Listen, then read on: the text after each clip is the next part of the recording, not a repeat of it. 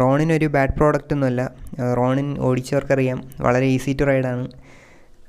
പക്ഷേ അതുകൊണ്ടായിരിക്കും ഒരു എൻഗേജ്മെൻറ്റ് കുറവാണ് എന്ന് പറഞ്ഞാൽ ഭയങ്കര ഈസി ടു റൈഡാണ്. ഉറക്കം വരുന്ന രീതിയിലുള്ള അത്രയ്ക്ക് ഈസി ആയിട്ട് റൈഡ് ചെയ്യാൻ പറ്റുന്നൊരു ബൈക്കാണ് റോണിൻ. അതേസമയം കുറച്ച് ഒരു എൻഗേജിങ് ആയിട്ട് റൈഡ് ചെയ്യാൻ പറ്റുന്ന ഒരു ബൈക്കാണ് ഹണ്ടർ. യങ്ങർ ക്രൗഡിന് കൂടുതൽ അപ്പീലിംഗ് ആയിട്ട് തോന്നിയത് ഹണ്ടർ ആയിരിക്കാം.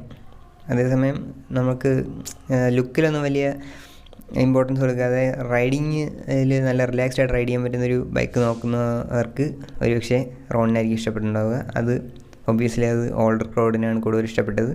അന്നിറങ്ങിയ പല കമ്പാരിസൺ ടെസ്റ്റുകളിലും ചിലതിലൊക്കെ റോണിനാണ് വിജയിച്ചത്. പക്ഷേ നമ്മൾ പോയി ഓടിച്ചു നോക്കുമ്പോഴത്തേക്കല്ലേ നമുക്ക് മനസ്സിലാവും നമുക്ക് നമ്മുടെ ഒരു ഇതിന് സൂട്ടാകുന്നത് ഏത് വണ്ടിയാണെന്ന്. അപ്പം അങ്ങനെ എനിക്ക് പേഴ്സണലി ഇഷ്ടപ്പെട്ടത് ഹണ്ടർ തന്നെയാണ്. Even though Ronin is a brilliant bike to ride. Okay friends, thank you for watching.